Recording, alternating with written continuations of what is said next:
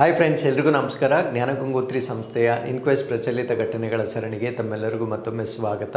ಇವತ್ತು ನಾವು ಸಂಚಿಕೆ ಸಂಖ್ಯೆ 987 ಡಿಸ್ಕಸ್ ಮಾಡ್ತಾ ಇದ್ವಿ. ದಿನಾಂಕ 22ರಿಂದ 24 ಅಕ್ಟೋಬರ್ 2025. ಇವತ್ತಿನ ಅಪ್ಡೇಟ್ಸನ್ನು ತಿಳಿಯೋ ಮುನ್ನ ಕಳೆದ ಸಂಚಿಕೆ 2 ಪ್ರಶ್ನೆಗಳ ಸರಿ ಉತ್ತರಗಳು, ಪ್ರಶ್ನೆ ಸಂಖ್ಯೆ 1ಕ್ಕೆ ಆಪ್ಷನ್ ಬಿ ಮತ್ತು ಪ್ರಶ್ನೆ ಸಂಖ್ಯೆ 2ಕ್ಕೆ ಆಪ್ಷನ್ ಸಿ ಸರಿ ಉತ್ತರವಾಗಿರುತ್ತೆ. ಹಾಗಿದ್ರೆ ಇವತ್ತಿನ ಮೊದಲನೇ ಪ್ರಶ್ನೆಗೆ ಬರೋಣ. ಅಕೈ ಪದ್ಮಶಾಲಿ ಇತ್ತೀಚೆಗೆ ಸುಪ್ರೀಂ ಕೋರ್ಟ್ ಸಮಿತಿಗೆ ನೇಮಕಗೊಂಡ ಯಾವ ರಾಜ್ಯದ ಮೊದಲ ತೃತೀಯ ಲಿಂಗಿ ವ್ಯಕ್ತಿಯಾಗಿದ್ದಾರೆ? Akkai Padmashali has recently become the first transgender person from which state to be appointed to the Supreme Court committee. So supreme ಕೋರ್ಟ್ನ ವತಿಯಿಂದ ಒಂದು ಹೊಸ ಸಮಿತಿಯನ್ನು ನೇಮಕ ಮಾಡಲಾಗಿರುತ್ತೆ. ಸೊ ಈ ಒಂದು ಸಮಿತಿಯಲ್ಲಿ ಪ್ರಪ್ರಥಮ ಬಾರಿಗೆ ತೃತೀಯ ಲಿಂಗಿಯನ್ನು ಒಬ್ಬ ಸಮಿತಿಯ ಸದಸ್ಯರನ್ನಾಗಿ ಆಯ್ಕೆ ಮಾಡಿಕೊಳ್ಳಲಾಗಿರುತ್ತೆ. ಆ ತೃತೀಯ ಲಿಂಗಿಯ ಹೆಸರನ್ನು ನಾವು ಅಕೈ ಪದ್ಮಶಾಲಿ ಅಂತ ಹೇಳ್ತೇವೆ. ಸೊ ಇವರು ಯಾವ ರಾಜ್ಯಕ್ಕೆ ಸಂಬಂಧಪಟ್ಟಿರ್ತಕ್ಕಂಥವ್ರು ಅನ್ನೋದು ನಮ್ಮ ಪ್ರಶ್ನೆ ಆಗಿರುತ್ತೆ. ಸೊ ಈ ಪ್ರಶ್ನೆಗೆ ಸರಿಯಾದ ಉತ್ತರ ಇವರು ನಮ್ಮ ಕರ್ನಾಟಕ ರಾಜ್ಯಕ್ಕೆ ಸಂಬಂಧಪಟ್ಟಿರ್ತಕ್ಕಂತಹ ವ್ಯಕ್ತಿ ಆಗಿರ್ತಾರೆ. ಸೊ ಇವರ ಬಗ್ಗೆ ಮತ್ತು ಈ ಒಂದು ಸಮಿತಿಯ ಬಗ್ಗೆ ಎಲ್ಲ ಮಾಹಿತಿಯನ್ನು ಈ ಒಂದು ಆರ್ಟಿಕಲ್ ಅಲ್ಲಿ ನಾವು ಸಂಪೂರ್ಣವಾಗಿ ಡಿಸ್ಕಸ್ ಮಾಡೋಣ. ಸೊ ಅವರ ಹೆಸರನ್ನ ನಾವು ಅಕೈ ಪದ್ಮಶಾಲಿ ಅಂತ ಹೇಳ್ತೇವೆ. ಸೊ ಇವರು first transgender person from Karnataka to be appointed to a Supreme Court committee. So supreme ಕೋರ್ಟ್ನ ಒಂದು ಕಮಿಟಿ ಅಥವಾ ಸಮಿತಿಗೆ ನಮ್ಮ ಕರ್ನಾಟಕದ ವತಿಯಿಂದ ಅಥವಾ ಇನ್ಫ್ಯಾಕ್ಟ್ ಸುಪ್ರೀಂ ಕೋರ್ಟ್ ಕಮಿಟಿಯಲ್ಲಿಯೇ ಪ್ರಪ್ರಥಮ ಬಾರಿಗೆ ಒಬ್ಬ ತೃತೀಯ ಲಿಂಗಿಯನ್ನ ಪ್ರಪ್ರಥಮ ಬಾರಿಗೆ ಆಯ್ಕೆ ಮಾಡಿಕೊಳ್ಳಲಾಗಿರುತ್ತೆ. ಸೊ ಇವರು ನಮ್ಮ ಕರ್ನಾಟಕ ರಾಜ್ಯಕ್ಕೆ ಸಂಬಂಧಪಟ್ಟಿರ್ತಕ್ಕಂಥ ವ್ಯಕ್ತಿ ಆಗಿರ್ತಾರೆ. ಸೊ ಇವರ ಬಗ್ಗೆ ನಾವು ಹೆಚ್ಚಿನ ಮಾಹಿತಿಯನ್ನು ತಿಳ್ಕೊಳ್ಳೋದಾದ್ರೆ ಇವರು ಈ ಟ್ರಾನ್ಸ್ಜೆಂಡರ್ ರೈಟ್ಸ್ ಆಕ್ಟಿವಿಸ್ಟ್ ಆಗಿರ್ತಾರೆ. ಅಂದರೆ ತೃತೀಯ ಲಿಂಗಿಗಳಿಗೆ ಸಂಬಂಧಪಟ್ಟಂತೆ ಹಕ್ಕುಗಳಿಗೆ ಹೋರಾಟ ಮಾಡ್ತಕ್ಕಂಥ ಕಾರ್ಯಕರ್ತರಾಗಿರ್ತಾರೆ, ಆಥರ್ ಆಗಿರ್ತಾರೆ, ಬರಹಗಾರರಾಗಿರ್ತಾರೆ, ಫೌಂಡರ್ ಆಫ್ ಒಂದೆಡೆ ಅಂತಕ್ಕಂಥ ಒಂದು NGO ಇರುತ್ತೆ. ಸೊ ನಾನ್ ಗವರ್ಮೆಂಟಲ್ ಆರ್ಗನೈಸೇಷನ್ ಇರುತ್ತೆ. ಸೊ ಅದರ ಫೌಂಡರ್ ಕೂಡ ಇವರಾಗಿರ್ತಾರೆ. ಈ ಒಂದೆಡೆ ಅಂತಕ್ಕಂಥ NGO ಏನಿದೆ ಇದು ಬೆಂಗಳೂರು ಮೂಲದ ಒಂದು NGO ಆಗಿರುತ್ತೆ. ಸೊ ಅದರ ಜೊತೆಗೆ ಇವರಿಗೆ ಈ ರಾಜ್ಯೋತ್ಸವ ಅವಾರ್ಡ್ ಅನ್ನು ಕೂಡ ಪಡೆದುಕೊಂಡಿರ್ತಾರೆ. ಅಂದರೆ ಕರ್ನಾಟಕ ರಾಜ್ಯದ ರಾಜ್ಯೋತ್ಸವ ಪ್ರಶಸ್ತಿಯನ್ನು ಪಡ್ಕೊಂಡಿರ್ತಾರೆ. And featured in national and international forums, ಅಂದರೆ ಅನೇಕ ರಾಷ್ಟ್ರೀಯ ಮತ್ತು ಅಂತಾರಾಷ್ಟ್ರೀಯ ವೇದಿಕೆಗಳಲ್ಲಿ ಇವರು ಕಾಣಿಸಿಕೊಂಡಿರ್ತಕ್ಕಂಥ ವ್ಯಕ್ತಿ ಆಗಿರ್ತಾರೆ. ಸೊ ಈಗ ಈ ಒಂದು ಸುಪ್ರೀಂ ಕೋರ್ಟ್ ಕಮಿಟಿ ಏನಿದೆ ಯಾವುದಕ್ಕೆ ಇವರು ಆಯ್ಕೆ ಆಗಿದ್ದಾರೆ, ಸೊ ಅದರ ಬಗ್ಗೆ ನಾವಿಲ್ಲಿ ತಿಳ್ಕೊಳ್ಳೋದಾದ್ರೆ to draft an equal opportunity policy for transgender persons and recommend inclusive health care and protection. ಅಂದರೆ ಈ ಒಂದು ಸಮಿತಿಯನ್ನು ಯಾವ ಉದ್ದೇಶಕ್ಕಾಗಿ ರಚನೆ ಮಾಡಲಾಗಿರುತ್ತೆ ಅಂದರೆ ತೃತೀಯ ಲಿಂಗಿ ವ್ಯಕ್ತಿಗಳಿಗೆ ಸಮಾನ ಅವಕಾಶಗಳಿಗೆ ಸಂಬಂಧಪಟ್ಟಂತೆ ಪಾಲಿಸಿಗಳನ್ನು ಅಥವಾ ನೀತಿಗಳನ್ನು ರೂಪಿಸ್ತಕ್ಕಂಥದ್ದು, ಅವರ ಆರೋಗ್ಯ ರಕ್ಷಣೆ ಮತ್ತು ಹೆಲ್ತ್ ಪ್ರೊಟೆಕ್ಷನ್ಗೆ ಸಂಬಂಧಪಟ್ಟಂತೆ ಶಿಫಾರಸುಗಳನ್ನು ಮಾಡುವ ಉದ್ದೇಶದಿಂದ ಈ ಒಂದು ಸಮಿತಿಯನ್ನು ಈಗ ನೇಮಕ ಮಾಡಲಾಗಿರುತ್ತೆ. ಸೊ ಇದರ ಮುಖ್ಯಸ್ಥರು ಯಾರಾಗಿರ್ತಾರೆ ಅಂದರೆ ಈ ಒಂದು ಸಮಿತಿಯ ಹೆಡ್ ಯಾರಾಗಿರ್ತಾರೆ ಅಂದರೆ ಜಸ್ಟಿಸ್ ಆಶಾ ಮೆನನ್. ಇವರು ಫಾರ್ಮರ್ ಡೆಲ್ಲಿ ಹೈಕೋರ್ಟ್ ಜಡ್ಜ್ ಆಗಿರ್ತಾರೆ. ಅಂದರೆ ನಿವೃತ್ತ ನ್ಯಾಯಮೂರ್ತಿ ಆಗಿರ್ತಕ್ಕಂಥ ಆಶಾ ಮೆನನ್ ರವರು ಈ ಒಂದು ಸಮಿತಿಯ ಒಂದು ನೇತೃತ್ವವನ್ನು ವಹಿಸ್ಕೊಂಡಿರ್ತಕ್ಕಂಥದ್ದನ್ನು ನಾವು ನೋಡ್ಬೋದಾಗಿರುತ್ತೆ. ಹಾಗಿದ್ರೆ ಈ ಒಂದು ಸಮಿತಿಯನ್ನ ನೇಮಕ ಮಾಡ್ತಕ್ಕಂಥ ಒಂದು ಕಾಂಟೆಕ್ಸ್ಟ್ ಅಥವಾ ಸಂದರ್ಭ ಏನು ಅಂತ ನಾವು ನೋಡೋದಾದ್ರೆ, form following a plea by a trans woman teacher whose service were terminated due to gender identity. ಅಂದರೆ ಈ ಒಂದು ಸಮಿತಿಯನ್ನು ನೇಮಕ ಮಾಡಲಿಕ್ಕೆ ಒಂದು ಇನ್ಸಿಡೆಂಟ್ ಅಂದರೆ ಒಂದು ಘಟನೆ ಕಾರಣವಾಗಿರುತ್ತೆ. ಆ ಒಂದು ಘಟನೆ ಏನು ಅಂದರೆ ಈ ಲಿಂಗವನ್ನು ಗುರುತಿಸುವ ಒಂದು ಕಾರಣದಿಂದ ಒಬ್ಬ ಟ್ರಾನ್ಸ್ ಮಹಿಳಾ ಶಿಕ್ಷಕರನ್ನ ವಜಾಗೊಳಿಸಲಾಗಿರುತ್ತೆ. ಸೊ ವಜಾಗೊಳಿಸಿರುವ ಕಾರಣದಿಂದ ಸೊ ಇವರ ಒಂದು ವೆಲ್ಫೇರ್ಗಾಗಿ ಕೆಲವೊಂದು ಶಿಫಾರಸುಗಳನ್ನು ಮಾಡುವ ಉದ್ದೇಶದಿಂದ ಈ ಸಮಿತಿಯನ್ನು ಈಗ ನೇಮಕ ಮಾಡಲಾಗಿರುತ್ತೆ. So the first time the Supreme Court has included a transgender member in such committee. ಅಂದರೆ ಈ ರೀತಿಯ ಸಮಿತಿಯಲ್ಲಿ ಸುಪ್ರೀಂ ಕೋರ್ಟ್ನ ವತಿಯಿಂದ ಒಬ್ಬ ತೃತೀಯ ಲಿಂಗಿಯನ್ನ ನೇಮಕ ಮಾಡಿರ್ತಕ್ಕಂಥದ್ದು ಇದೇ ಮೊದಲ ಉದಾಹರಣೆಯಾಗಿ ನಾವು ನೋಡ್ಬೋದಾಗಿರುತ್ತೆ. ಸೊ ಇದರ ಬ್ರಾಡರ್ ಇಂಪ್ಲಿಕೇಶನ್ಸ್ ಏನು ಅಂತ ನಾವು ನೋಡೋದಾದ್ರೆ, there is a famous case, ಇದನ್ನ ನೀವು ನೆನ್ಪಿಟ್ಕೊಳ್ಬೇಕಾಗಿರುತ್ತೆ. ಸೊ ಒಂದು builds on the landmark NALSA versus Union of India judgment. So ಒಂದು ನಲ್ಸಾ ಮತ್ತೆ ಯೂನಿಯನ್ ಆಫ್ ಇಂಡಿಯಾ ನಡುವೆ ಒಂದು ಜಡ್ಜ್ಮೆಂಟ್ ಅಥವಾ ತೀರ್ಪಾಗಿರುತ್ತೆ. ಈ ಒಂದು ತೀರ್ಪಿನ ಪ್ರಕಾರ recognising transgender persons as the third gender, so ಈ ಒಂದು ತೃತೀಯ ಲಿಂಗಿಗಳನ್ನ ಮೂರನೇ ಲಿಂಗ ಎಂದು ಗುರುತಿಸತಕ್ಕಂಥ ಒಂದು ಹೆಗ್ಗುರುತಿನ ಪ್ರಕರಣ. ಇದು ನಲ್ಸಾ ವರ್ಸಸ್ ಯೂನಿಯನ್ ಆಫ್ ಇಂಡಿಯಾ ನಡುವೆ ಆಗಿರ್ತಕ್ಕಂಥ ಒಂದು ಪ್ರಕರಣದ ತೀರ್ಪಿನ ಒಂದು ಮುಂದುವರೆದ ಭಾಗವಾಗಿ ಇದನ್ನ ನಾವು ಹೇಳ್ಬೋದಾಗಿರುತ್ತೆ. So with this let's get into question number 2. 2025ರಲ್ಲಿ ಯಾವ ಭಾರತೀಯ ರಾಜ್ಯವನ್ನು ಅಧಿಕೃತವಾಗಿ ಮೊದಲ ತೀವ್ರ ಬಡತನ ಮುಕ್ತ ರಾಜ್ಯವೆಂದು ಘೋಷಿಸಲಾಗುವುದು? So which Indian state will be officially declared as the first extreme poverty free state on November 1, 2025? So ಮುಂದಿನ ತಿಂಗಳು 1ನೇ ತಾರೀಕಿಗೆ ಸೊ ಒಂದು ರಾಜ್ಯವನ್ನ ತೀವ್ರ ಬಡತನ ಮುಕ್ತ ರಾಜ್ಯವನ್ನಾಗಿ ಡಿಕ್ಲೇರ್ ಮಾಡಲಿದ್ದಾರೆ. ಸೊ ಆ ಒಂದು ರಾಜ್ಯ ಯಾವುದು ಅನ್ನೋದು ನಮ್ಮ ಪ್ರಶ್ನೆ ಆಗಿರುತ್ತೆ. ಸೊ ಈ ಪ್ರಶ್ನೆಗೆ ಸರಿಯಾದ ಉತ್ತರ ಸೊ ಕೇರಳ ರಾಜ್ಯವನ್ನ ನವೆಂಬರ್ 1ನೇ ತಾರೀಕಿನಿಂದ ತೀವ್ರ ಬಡತನ ಮುಕ್ತ ರಾಜ್ಯವೆಂದು ಘೋಷಣೆ ಮಾಡಲಾಗುತ್ತೆ. ಸೊ ಈ ಒಂದು ಆರ್ಟಿಕಲ್ ಅಲ್ಲಿ ನಮಗೆ ತೀವ್ರ ಬಡತನ ಮುಕ್ತ ಎಂದರೆ ಏನು ಆ ಡೆಫಿನೇಷನ್ ಗೊತ್ತಿರಬೇಕಾಗಿರುತ್ತೆ. ಸೊ ಅದ್ರ ಜೊತೆಗೆ ಕೇರಳ ಈ ಒಂದು ಸಾಧನೆಯನ್ನ ಮಾಡಲಿಕ್ಕೆ ಏನೆಲ್ಲ ಇನಿಷಿಯೇಟಿವ್ಸ್ ಅನ್ನ ತಗೊಂಡಿದ್ದಾರೆ ಅದು ನಮಗೆ ಗೊತ್ತಿರಬೇಕಾಗಿರುತ್ತೆ. ಬಿಕಾಸ್ ನಾವು this state can serve as an example for many other States ಅನ್ನೋದು ನಮ್ಗೆ ಇಲ್ಲಿ ಗೊತ್ತಿರಬೇಕಾಗಿರುತ್ತೆ. ಸೊ ಇಲ್ಲಿ ನೆನ್ಪಿಟ್ಕೊಳ್ಳಿ, ಇದು ಎಕ್ಸ್ಟ್ರೀಮ್ ಪಾವರ್ಟಿ ಬಗ್ಗೆ ನಾನು ಮಾತಾಡ್ತಾ ಇದ್ದೀನಿ. It is not poverty.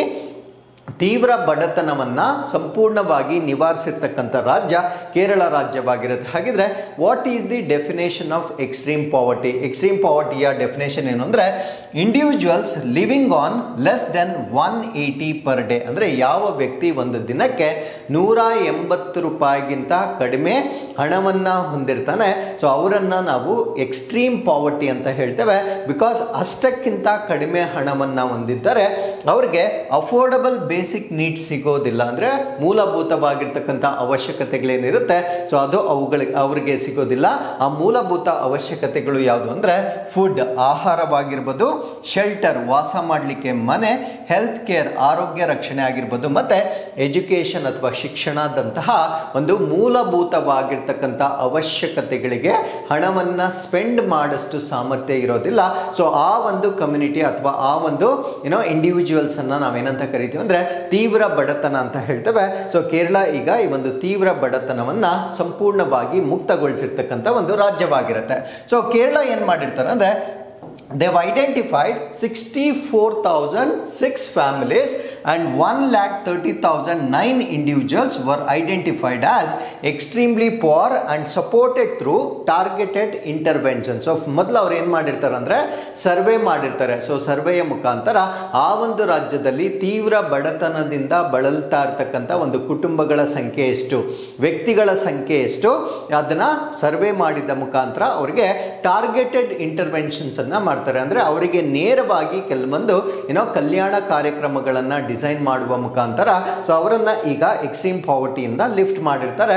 So ಈ ಒಂದು ಇನಿಷಿಯೇಟಿವ್ಸ್ ಸ್ಟಾರ್ಟ್ ಆಗಿರ್ತಕ್ಕಂಥದ್ದು 2021ರಲ್ಲಿ ಸ್ಟಾರ್ಟ್ ಮಾಡಿರ್ತಾರೆ. ಸೊ 2025ರ ವೇಳೆಗೆ ಅವರನ್ನ ಕಂಪ್ಲೀಟ್ ಆಗಿ ಬಡತನದಿಂದ ಹೊರಗಡೆ ತಗೊಂಡ್ಬಂದಿರ್ತಾರೆ. ಹಾಗಿದ್ರೆ ಇವ್ರು ಮಾಡಿರ್ತಕ್ಕಂಥ ಒಂದು ಸರ್ವೆ ಮೆಥಡ್ಸ್ ಏನೇನು ಅಂತ ನಾವು ನೋಡೋದಾದ್ರೆ ಕುಟುಂಬಶ್ರೀ ವರ್ಕರ್ಸ್, ಆಶಾ ವರ್ಕರ್ಸ್ ಮತ್ತೆ ಲೋಕಲ್ ರೆಪ್ರೆಸೆಂಟೇಟಿವ್ಸ್ ಎಲ್ಲ ಇವರಿಗೆ ಸಪೋರ್ಟ್ ಮಾಡುವ ಮುಖಾಂತರ ಈ ಒಂದು ಸಮೀಕ್ಷೆಯನ್ನ ಮಾಡಲಿಕ್ಕೆ ಅವರಿಗೆ ಸಪೋರ್ಟ್ ಮಾಡಲಾಗಿರುತ್ತೆ. ಈಗ ನ್ಯಾಷನಲ್ ಕಾಂಟೆಕ್ಸ್ಟ್ ಅನ್ನ ನಾವು ನೋಡೋದಾದ್ರೆ ಇಷ್ಟೊತ್ತು ನಾವು ರಾಜ್ಯಕ್ಕೆ ಸಂಬಂಧಪಟ್ಟಂತೆ ವಿಷಯಗಳನ್ನ ಡಿಸ್ಕಸ್ ಮಾಡಿದ್ದೇವೆ. ಈಗ ನ್ಯಾಷನಲಿ ಈ ಒಂದು ಬೆಳವಣಿಗೆಯನ್ನ ನಾವು ನೋಡೋದಾದ್ರೆ ಅಕಾರ್ಡಿಂಗ್ ಟು ನೀತಿ ಆಯೋಗ್ಸ್ 2021 ಸ್ಟಡಿ, ಸೊ 2021ರ ನೀತಿ ಆಯೋಗದ ಅಧ್ಯಯನದ ಪ್ರಕಾರ Kerala had the lowest poverty rate in India. So ನಮ್ಮ ಭಾರತ ದೇಶದಾದ್ಯಂತ ಅತ್ಯಂತ ಕಡಿಮೆ ಪಾವರ್ಟಿಯನ್ನ ಹೊಂದಿರತಕ್ಕಂಥ ರಾಜ್ಯ ಕೇರಳ ಆಗಿರುತ್ತೆ. ಸೊ ಈ ಒಂದು ವರದಿ ಬಂದಿರತಕ್ಕಂಥದ್ದು 2021ರಲ್ಲಿ ವರದಿಯನ್ನ ಕೊಟ್ಟಿರ್ತಕ್ಕಂಥವ್ರು ನೀತಿ ಆಯೋಗದ ವತಿಯಿಂದ ಕೊಟ್ಟಿರ್ತಕ್ಕಂಥ ಒಂದು ವರದಿಯಾಗಿರುತ್ತೆ.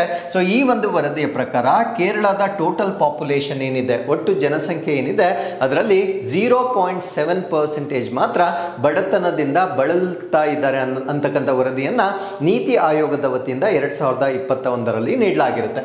So with this let's get into question number 3. October 2025ರಲ್ಲಿ ಘೋಷಿಸಲಾದ ಭಾರತದ ಮೊದಲ ಸ್ಥಳೀಯ ಪ್ರತಿಜೀವಕದ ಹೆಸರೇನು? So what is the name of India's first indigenous antibiotic announced in October 2025. So ನಮ್ಮ ಭಾರತ ದೇಶವನ್ನು ನಾವು ಫಾರ್ಮಾ ಕ್ಯಾಪಿಟಲ್ ಅಂತ ಹೇಳ್ತೇವೆ.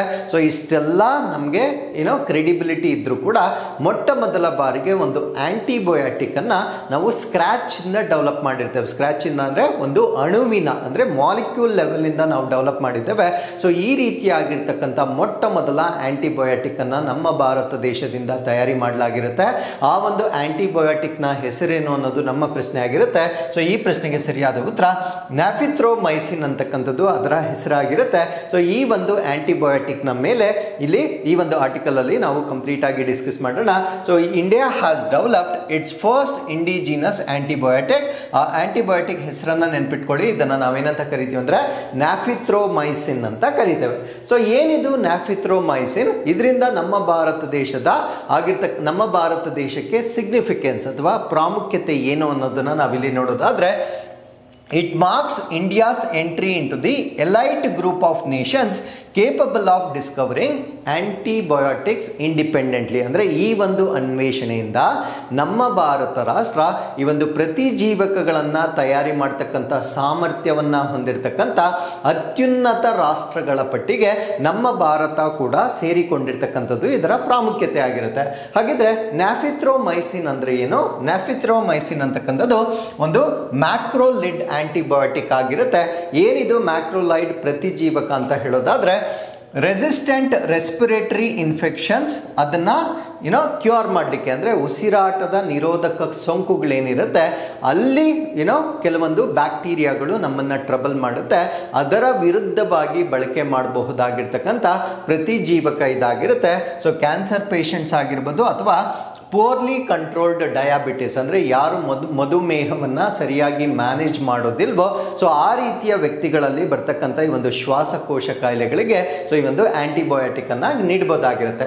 ಸೊ ಇದರ ಮೆಕ್ಯಾನಿಸಮ್ ಹೇಗೆ ಅಂದ್ರೆ, ಇದು ಹೇಗೆ ವರ್ಕ್ ಆಗುತ್ತೆ ಅಂತ ನಾವಿಲ್ಲಿ ನೋಡೋದಾದ್ರೆ, effective against drug resistant bacterial strains causing lung infection ಅಂದ್ರೆ ಶ್ವಾಸಕೋಶಗಳಿಗೆ ಸೋಂಕನ್ನ ಉಂಟು ಮಾಡ್ತಕ್ಕಂಥ ರೆಸಿಸ್ಟೆಂಟ್ ಅಂದ್ರೆ ಪ್ರತಿರೋಧಕವನ್ನ ಹೊಂದಿರತಕ್ಕಂಥ ಒಂದು ಬ್ಯಾಕ್ಟೀರಿಯಾ. ಪ್ರತಿರೋಧಕ ಅಂದ್ರೆ ಬೇರೆ ಆಂಟಿಬಯೋಟಿಕ್ಸ್ ಅನ್ನ ಉಪಯೋಗಿಸಿಕೊಂಡು ಸಾಯಿಸಲು ಸಾಧ್ಯವಿಲ್ಲದೆ ಇರತಕ್ಕಂಥ ಒಂದು ಬ್ಯಾಕ್ಟೀರಿಯಾಗಳೇನಿರುತ್ತೆ ಸೊ ಅದರ ವಿರುದ್ಧವಾಗಿ ನಾವು ನ್ಯಾಫಿಥ್ರೋಮೈಸಿನ್ ಅನ್ನ ತುಂಬಾ ಎಫೆಕ್ಟಿವ್ ಆಗಿ ಬಳಕೆ ಮಾಡಬಹುದಾಗಿರುತ್ತೆ.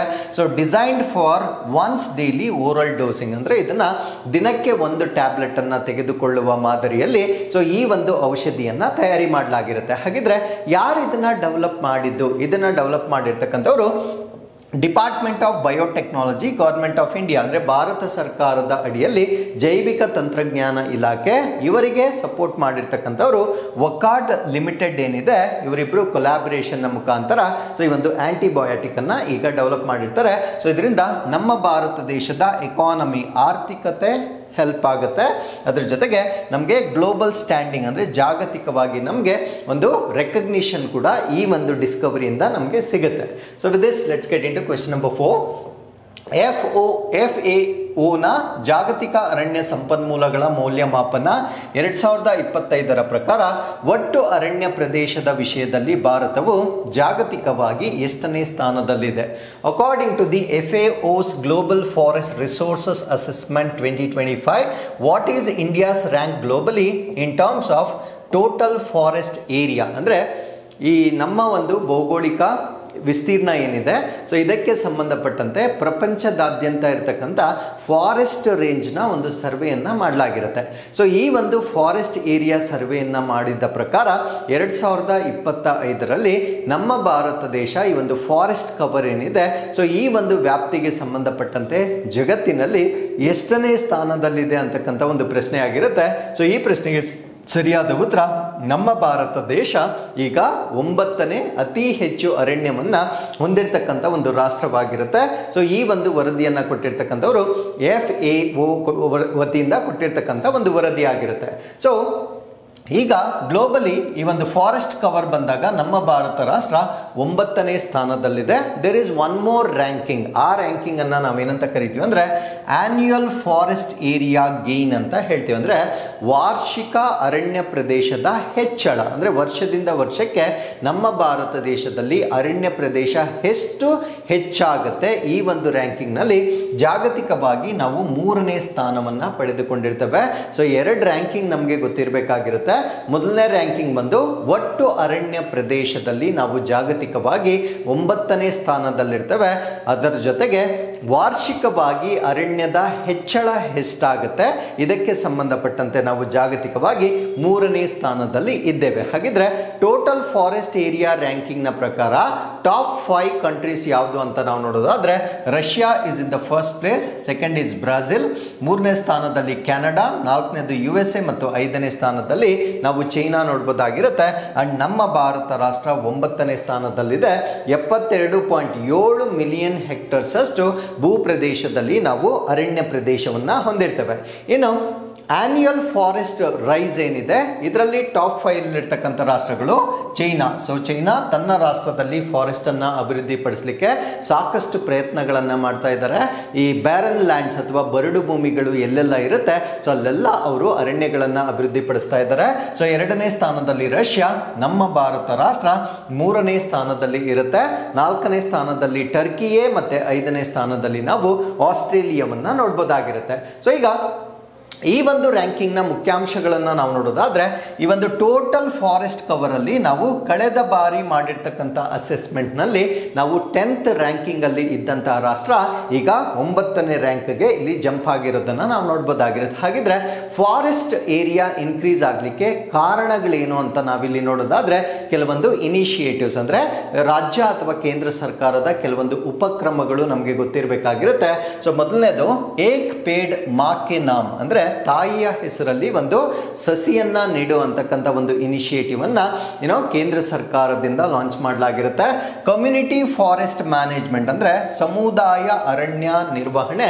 ಸೊ ಇಲ್ಲಿ local participation in afforestation and forest protection ಅಂದ್ರೆ ಈ ಅರಣ್ಯವನ್ನ ಮರುಸ್ಥಾಪನೆ ಮಾಡೋದ್ರಲ್ಲಿ, ಅದ್ರ ಜೊತೆಗೆ ಫಾರೆಸ್ಟ್ ಅನ್ನ ಸಂರಕ್ಷಣೆ ಮಾಡೋದ್ರಲ್ಲಿ ಅಲ್ಲಿರ್ತಕ್ಕಂಥ ಸ್ಥಳೀಯ ಸಮುದಾಯದ ಪಾಲ್ಗೊಳ್ಳುವಿಕೆಯನ್ನ ಕೂಡ ಹೆಚ್ಚು ಮಾಡಲಾಗಿರುತ್ತೆ. ಅದರ ಜೊತೆಗೆ ಸ್ಟೇಟ್ ಲೆವೆಲ್ ಡ್ರೈವ್ಸ್ ಅನ್ನ ಮಾಡಿರ್ತಾರೆ. ಅಂದ್ರೆ ರಾಜ್ಯ ಮಟ್ಟದಲ್ಲೂ ಕೂಡ ಅವರವರು ತಮ್ಮ ರಾಜ್ಯಗಳಲ್ಲಿ ಫಾರೆಸ್ಟ್ ಅನ್ನ ಇನ್ಕ್ರೀಸ್ ಮಾಡತಕ್ಕಂಥ ಕೆಲವೊಂದು ಇನಿಷಿಯೇಟಿವ್ಸ್ ಅನ್ನ ಮಾಡಲಾಗಿರುತ್ತೆ ಅಂಡ್ ಕೆಲವೊಂದು ಪಾಲಿಸಿಗಳನ್ನ ಮಾಡಲಾಗಿರುತ್ತೆ. ಅದಕ್ಕೆ ಎಕ್ಸಾಂಪಲ್ಸ್ ಅನ್ನ ನಾವು ನೋಡೋದಾದ್ರೆ ಕೆಂಪಾ ಫಂಡ್, ಕಂಪೆನ್ಸೇಟರಿ ಎಫಾರೆಸ್ಟೇಷನ್ ಫಂಡ್ ಅನ್ನ ಮಾಡಲಾಗಿರುತ್ತೆ. ಗ್ರೀನ್ ಇಂಡಿಯಾ ಮಿಷನ್ ಅಂತ ಮಾಡಲಾಗಿರುತ್ತೆ.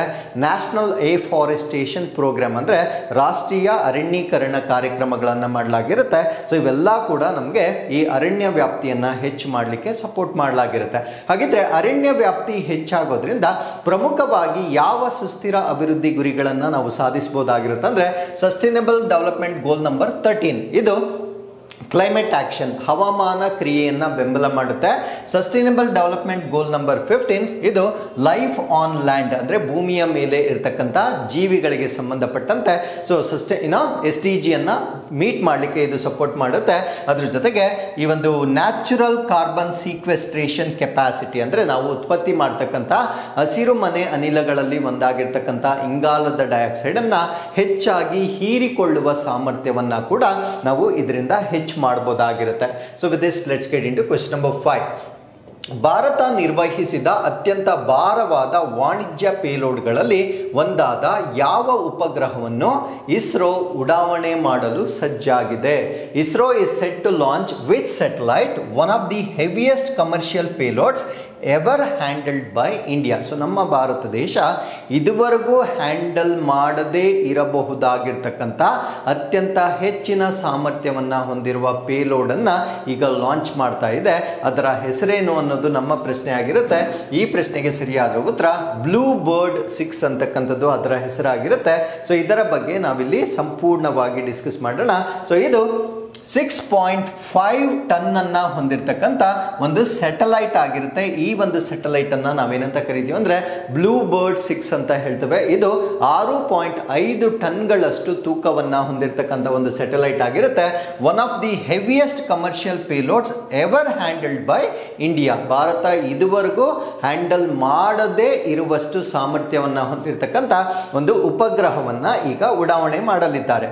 ಸೊ ಯಾವ ಆರ್ಬಿಟ್ಗೆ ಇದನ್ನ ಲಾಂಚ್ ಮಾಡ್ತಾರೆ ಅಂದ್ರೆ ಲೋ ಅರ್ತ್ ಆರ್ಬಿಟ್ ಅಥವಾ ಈ ಭೂಮಿಯ ಕೆಳಕಕ್ಷೆಗೆ ಇದನ್ನ ಲಾಂಚ್ ಮಾಡ್ತಕ್ಕಂಥದ್ದು ಇದರ ಉದ್ದೇಶವಾಗಿರುತ್ತೆ. ಸೊ ಯಾವ ಪರ್ಪಸ್ಗಾಗಿ ಈ ಸ್ಯಾಟಲೈಟ್ ಅನ್ನ ಲಾಂಚ್ ಮಾಡ್ತಾ ಇದ್ದಾರೆ ಅಂದ್ರೆ direct to device mobile broadband connectivity. ಅಂದರೆ ಈ ನೇರವಾಗಿ ನಮ್ಮ ಡಿವೈಸ್ಗಳಿಗೆ ಈ ಬ್ರಾಡ್ಬ್ಯಾಂಡ್ ಅನ್ನು ಅಂದರೆ ಇಂಟರ್ನೆಟ್ಟನ್ನು ಒದಗಿಸ್ತಕ್ಕಂಥದ್ದು ಇದರ ಉದ್ದೇಶವಾಗಿರುತ್ತೆ.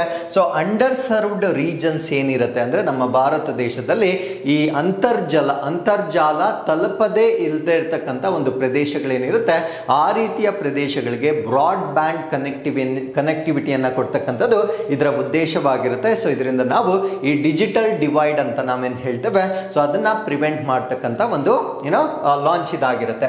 ಸೊ ಹಾಗಿದ್ರೆ ಯಾರು ಇದನ್ನ ಡೆವಲಪ್ ಮಾಡಿರ್ತಕ್ಕಂಥವ್ರು? ಸೊ ಈ ಒಂದು ಸ್ಯಾಟಲೈಟ್ ಅನ್ನ AST space mobile Texas based telecom company ಅಂದ್ರೆ ಟೆಕ್ಸಾಸ್ ಮೂಲದ ಒಂದು ಟೆಲಿಕಾಂ ಕಂಪನಿ ಇದನ್ನ develop ಮಾಡಲಾಗಿರುತ್ತೆ.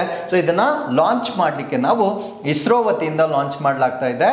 So new space India limited ನ ವತಿಯಿಂದ ಅಂದ್ರೆ ಇಸ್ರೋದ ಕಮರ್ಷಿಯಲ್ ವಿಂಗ್ ಆಗಿರ್ತಕ್ಕಂಥ ನ್ಯೂ ಸ್ಪೇಸ್ ಇಂಡಿಯಾ ಲಿಮಿಟೆಡ್ ನ ಮುಖಾಂತರ ಸೊ ಈ ಒಂದು ಸ್ಯಾಟಲೈಟ್ ಅನ್ನ ಲಾಂಚ್ ಮಾಡಲಾಗ್ತಾ ಇದೆ. ಸ್ಯಾಟಲೈಟ್ ಅನ್ನ ಲಾಂಚ್ ಮಾಡಲಿಕ್ಕೆ LVM-3 ಅನ್ನ ನಾವು ಬಳಕೆ ಮಾಡ್ತಾ ಇದ್ದೇವೆ.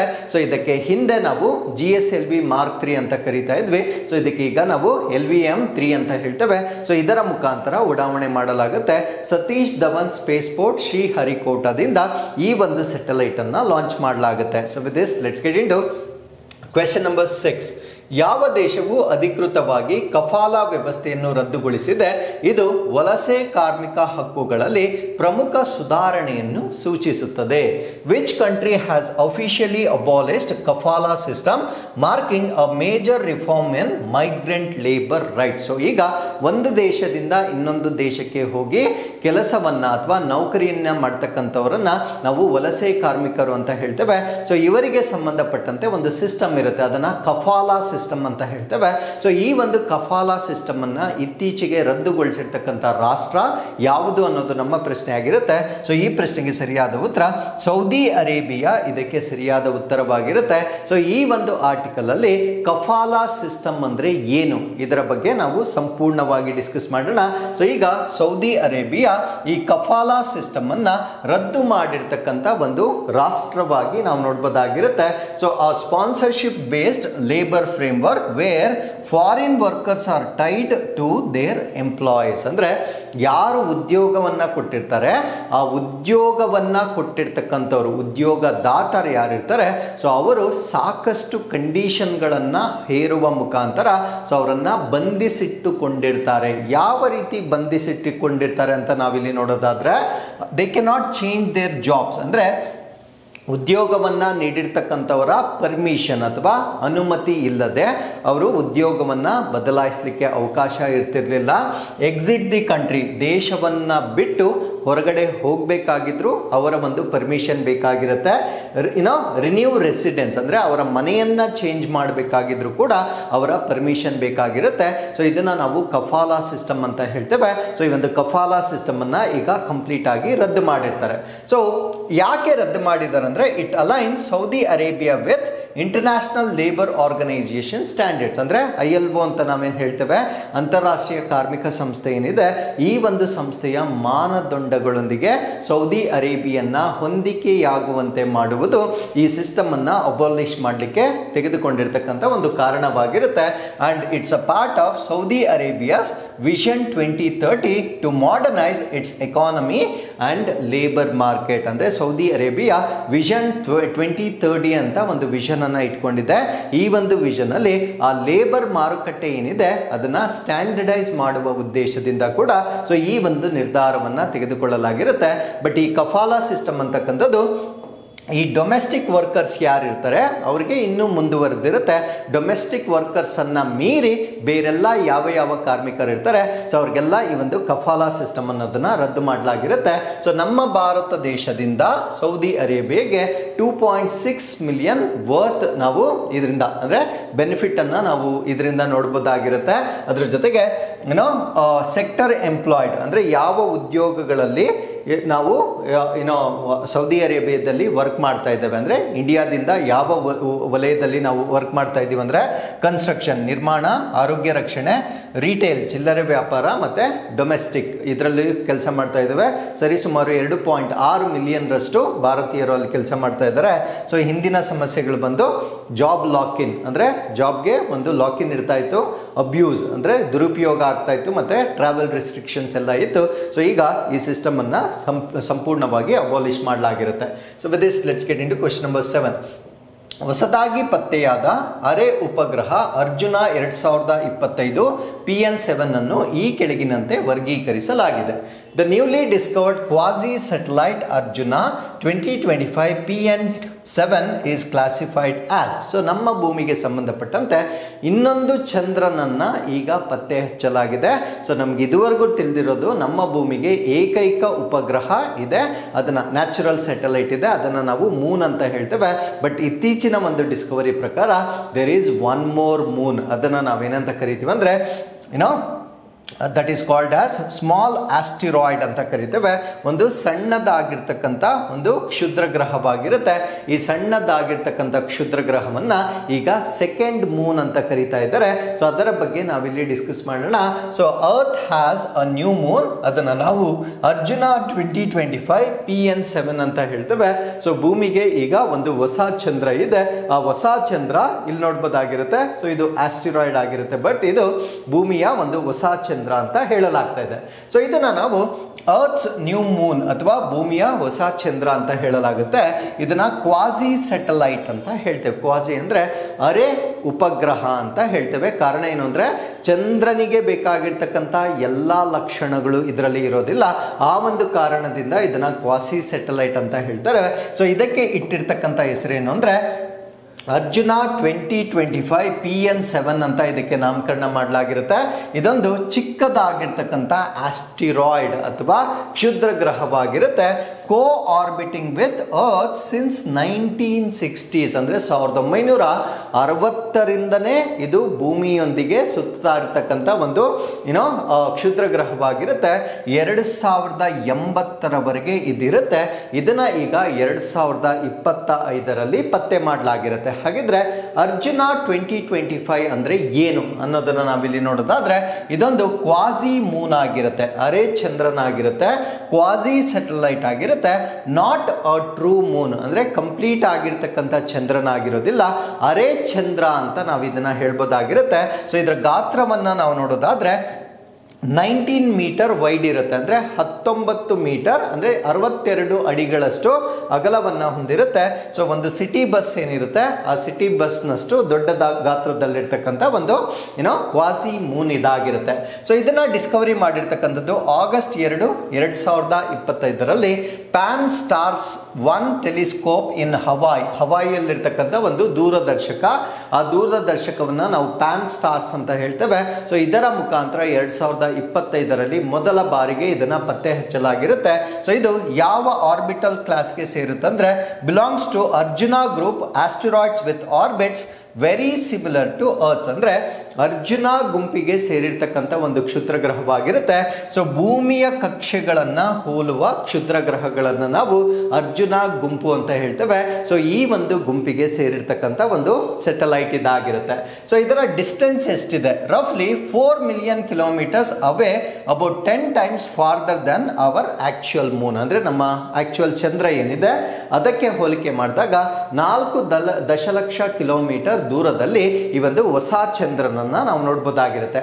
ಯಾಕೆ ಇದನ್ನ ನಾವು ಫುಲ್ ಮೂನ್ ಅಂತ ಕರೀತಾ ಇಲ್ಲ, ಯಾಕೆ ಇದನ್ನ ನಾವು ಕ್ವಾಸಿ ಮೂನ್ ಅಂತ ಕರೀತಾ ಇದ್ದೀವಿ ಅಂದ್ರೆ, so it is not gravitationally bound to earth, ಅಂದ್ರೆ ಇದು ಭೂಮಿಗೆ ಗುರುತ್ವಾಕರ್ಷಣೆಯೊಂದಿಗೆ ಅದು ಬಂಧಿತವಾಗಿಲ್ಲ. ಬಟ್ ನಮ್ಗೆ ಈಗ ಇರತಕ್ಕಂಥ ಚಂದ್ರ, ಭೂಮಿ ಮತ್ತು ಚಂದ್ರ ಎರಡು ಕೂಡ ಗ್ರಾವಿಟೇಷನಲಿ ಲಿಂಕ್ ಆಗಿರುತ್ತೆ. ಬಟ್ ಈ ಒಂದು ಕ್ವಾಸಿ ಮೂನ್ ಏನಿದೆ ಇದು ಗುರುತ್ವಾಕರ್ಷಣೆಯಿಂದ ವ್ಯಾಪ್ತಿಯಿಂದ ಹೊರಗಡೆ ಇರತಕ್ಕಂಥ ಒಂದು ಆಸ್ಟಿರಾಯ್ಡ್ ಆಗಿರುತ್ತೆ. On asteroid the ಟೆಂಪರರಿಲಿ shares earth's orbit, ಅಂದ್ರೆ ತಾತ್ಕಾಲಿಕವಾಗಿ ಇದು ಭೂಮಿಯ ಕಕ್ಷೆಯನ್ನ ಇದು ತೆಗೆದುಕೊಂಡಿರುತ್ತೆ, ಶಾಶ್ವತವಾಗಿ ಭೂಮಿಯ ಕಕ್ಷೆಯಲ್ಲಿ ಅದು ಇರೋದಿಲ್ಲ. ಸೊ ಅದರ ಜೊತೆಗೆ no effects on tides, gravity or earth's daily life, ಅಂದ್ರೆ ಭೂಮಿಯ ಮೇಲೆ ದಿನನಿತ್ಯದ ಜೀವನದ ಮೇಲೆ ಯಾವುದೇ ಪ್ರಭಾವವನ್ನು ಬೀರೋದಿಲ್ಲ. ಬಟ್ ನಮ್ಮ ಚಂದ್ರ ನಮಗೆ ಗೊತ್ತು, ನಮ್ಮ ಅಲೆಗಳನ್ನು ಬದಲಾಯಿಸ್ತಕ್ಕಂಥದ್ದು ಚಂದ್ರನ ಕಾರಣದಿಂದಾಗಿರುತ್ತೆ. ಸೊ ಈ ರೀತಿಯಾಗಿ ನಮ್ಮ ಭೂಮಿಯ ಮೇಲೆ ಇದು ಯಾವುದೇ ಇನ್ಫ್ಲೂಯೆನ್ಸ್ ಅನ್ನ ಮಾಡ್ತಾ ಇಲ್ಲ. ಸೊ ಅದರಿಂದ ಇದನ್ನು ನಾವು ಕಂಪ್ಲೀಟ್ ಮೂನ್ ಅಂತ ಕನ್ಸಿಡರ್ ಮಾಡಿಲ್ಲ. So with this let's get into question number 8. UDAN ಯೋಜನೆಯ ಪ್ರಾಥಮಿಕ ಉದ್ದೇಶ ಏನು? So what is the primary objective of UDAN scheme? So ಇದಕ್ಕೆ ಸರಿಯಾದ ಉತ್ತರ ಪ್ರಾದೇಶಿಕ ವಾಯು ಸಂಪರ್ಕವನ್ನು ಸುಧಾರಿಸುವುದು ಮತ್ತು ವಿಮಾನಯಾನವನ್ನು ಕೈಗೆಟುಕುವಂತೆ ಮಾಡುವುದು. Improve regional air connectivity and make flying affordable. So ಇದಕ್ಕಾಗಿ ಲಾಂಚ್ ಮಾಡಿರ್ತಕ್ಕಂಥ ಕಾರ್ಯಕ್ರಮವನ್ನು ನಾವು ಉಡಾನ್ ಸ್ಕೀಮ್ ಅಂತ ಹೇಳ್ತೇವೆ. ಉಡಾನ್ ಅಂದ್ರೆ ಉಡೇ ದೇಶ್ ಕಿ ಆಮ್ ನಾಗರಿಕ್ ಅಂತ ಹೇಳ್ತೇವೆ. ಸೊ ದೇಶದ ಸಾಮಾನ್ಯ ಮನುಷ್ಯ ಕೂಡ ಏರೋಪ್ಲೇನ್ ಅಲ್ಲಿ ಟ್ರಾವೆಲ್ ಮಾಡ್ತಕ್ಕಂಥ ಒಂದು ಯೋಜನೆ ಆಗಿರುತ್ತೆ. ಸೊ ಈ ಯೋಜನೆ ಈಗ 9 ವರ್ಷಗಳನ್ನ ಕಂಪ್ಲೀಟ್ ಮಾಡಿರುವ ಕಾರಣದಿಂದ ಸೊ ಇದರ ಬಗ್ಗೆ ನಾವು ಡಿಸ್ಕಸ್ ಮಾಡ್ತಾ ಇದ್ದೇವೆ. ಇದನ್ನ ಅಕ್ಟೋಬರ್ 21, 2016ರಲ್ಲಿ ಈ ಒಂದು ಯೋಜನೆಯನ್ನ ಅಥವಾ ಉಡಾನ್ ಅನ್ನ ಸ್ಟಾರ್ಟ್ ಮಾಡಲಾಗಿರುತ್ತೆ. ಸೊ ಇದರ ಫುಲ್ ಫಾರ್ಮ್ ನಾನು ಆಲ್ರೆಡಿ ಹೇಳಿದ್ದೇನೆ. ಉಡೇ ದೇಶ್ ಕಾ ಆಮ್ ನಾಗರಿಕ್ ಅಂತಕ್ಕಂಥದ್ದು ಇದರ ಫುಲ್ ಫಾರ್ಮ್ ಆಗಿರುತ್ತೆ. ಇದು ಮಿನಿಸ್ಟ್ರಿ ಆಫ್ ಸಿವಿಲ್ ಏವಿಯೇಷನ್, ನಾಗರಿಕ ವಿಮಾನಯಾನ ಸಚಿವಾಲಯದ ಅಡಿಯಲ್ಲಿ ಕೆಲಸ ಮಾಡುತ್ತೆ. ಸೊ ಇದರ ಉದ್ದೇಶ ಏನು ಅಂದ್ರೆ make air travel not expensive, ಅಂದ್ರೆ ವಾಯುಯಾನ ಅಂತಕ್ಕಂಥದ್ದು ಕೈಗೆಟುಕುವ ಬೆಲೆಯಲ್ಲಿ ಮಾಡ್ತಕ್ಕಂಥದ್ದು. ಮತ್ತೆ ಯಾವ್ದ್ಯಾವ್ದು ಅನ್ಸರ್ವ್ಡ್ ಏರಿಯಾಸ್ ಇರುತ್ತೆ ಭಾರತ ದೇಶದಲ್ಲಿ, ಈ ವಿಮಾನಯಾನ ಸಂಪರ್ಕಗಳು ಬಹಳ ಕಡಿಮೆ ಇರತಕ್ಕಂಥ ಪ್ರದೇಶಗಳಲ್ಲಿ ಸೊ ಈ ಸೇವೆಯನ್ನ ಒದಗಿಸ್ತಕ್ಕಂಥ ಆಬ್ಜೆಕ್ಟಿವ್ ಅಲ್ಲಿ ಇದನ್ನ ಸ್ಟಾರ್ಟ್ ಮಾಡ್ತಾರೆ. So regional inclusion connects remote ಹಿಲ್ಲಿ and aspirational districts, ಅಂದ್ರೆ ದೂರದಲ್ಲಿರ್ತಕ್ಕಂಥ ಜಿಲ್ಲೆಗಳು, ಆಸ್ಪಿರೇಷನಲ್ ಅಂದ್ರೆ ಮಹತ್ವಾಕಾಂಕ್ಷೆಯ ಜಿಲ್ಲೆಗಳು ಅಂತ ಹೇಳ್ತೇವೆ. ಅಂದ್ರೆ ತುಂಬಾ ಹಿಂದುಳಿದಿರ್ತಕ್ಕಂಥ ಜಿಲ್ಲೆಗಳು, ಬೆಟ್ಟ ಗುಡ್ಡ ಗಾಡು ಪ್ರದೇಶಗಳನ್ನ ಸಂಪರ್ಕ ಮಾಡ್ತಕ್ಕಂಥದ್ದು ಇದರ ಉದ್ದೇಶವಾಗಿರುತ್ತೆ. ಅದ್ರ ಜೊತೆಗೆ ಟೂರಿಸಂ ಅನ್ನ ಹೆಚ್ಚು ಮಾಡ್ತಕ್ಕಂಥದ್ದು, ಟ್ರೇಡ್, ವ್ಯಾಪಾರ, ಎಂಪ್ಲಾಯಬಿಲಿಟಿ, Tier 2 ಮತ್ತೆ Tier 3 ಸಿಟೀಸ್ ಏನಿರ್ತವೆ ಸೊ ಈ ಒಂದು ಭಾಗಗಳ ಒಂದು ಎಂಪ್ಲಾಯ್ಮೆಂಟ್, ಟ್ರೇಡ್ ಎಲ್ಲವನ್ನ ಹೆಚ್ಚು ಮಾಡ್ತಕ್ಕಂಥದ್ದು ಸೊ ಈ ಒಂದು ಕಾರ್ಯಕ್ರಮದ ಉದ್ದೇಶವಾಗಿರುತ್ತೆ. ಸೊ ಅದರ ಜೊತೆಗೆ ಸೋಷಿಯಲ್ ಈಕ್ವಿಟಿ, ಸಾಮಾಜಿಕ ಸಮಾನತೆ, makes air travel accessible to common citizens, ಅಂದ್ರೆ ಸಾಮಾನ್ಯ ನಾಗರಿಕನಿಗೂ ಕೂಡ ಈ ಒಂದು ವಾಯುಯಾನವನ್ನ ಒದಗಿಸುವ ಮುಖಾಂತರ ಆ ಒಂದು ಸಮಾನತೆಯನ್ನ ನೀಡುವುದು ಇದರ ಉದ್ದೇಶವಾಗಿರುತ್ತೆ. ಎನ್ವೈರನ್ಮೆಂಟಲ್ ಇನೋವೇಷನ್ ಅಂದ್ರೆ helicopter promotes helicopters and water aerodromes for sustainable mobility, ಅಂದ್ರೆ ಸುಸ್ಥಿರ ಒಂದು ಚಲನಶೀಲತೆಗಾಗಿ ಹೆಲಿಪೋರ್ಟ್ಗಳು ಮತ್ತೆ ವಾಟರ್ ಏರೋಡ್ರಮ್ಗಳನ್ನ ಕೂಡ ಉಡಾನ್ ಯೋಜನೆಯ ಅಡಿಯಲ್ಲಿ ಉತ್ತೇಜನ ಮಾಡಲಾಗುತ್ತೆ. So with this we have come to inquest challenge number 987. So ಇಲ್ಲಿ ನೀವು ಪ್ರಶ್ನೆ ಸಂಖ್ಯೆ 1. ಸೊ ವಿಡಿಯೋನ ಪಾಸ್ ಮಾಡಿ ಪ್ರಶ್ನೆನ ಓದಿ ನಮಗೆ ಉತ್ತರವನ್ನು ಕೊಡ್ಬೋದಾಗಿರುತ್ತೆ. And this is question number 2 ಆಗಿರುತ್ತೆ. ಸೊ ಇವೆರಡು ಪ್ರಶ್ನೆಗಳಿಗೆ you can give your answers in the comments. So ಇಲ್ಲಿಗೆ ಇವತ್ತಿನ ಎಲ್ಲ ಅಪ್ಡೇಟ್ಸ್ ಕಂಪ್ಲೀಟ್ ಆಗಿರುತ್ತೆ. So once again I will meet you tomorrow with tomorrow's updates. Till then keep reading, take care of yourselves, and thank you very much for watching this.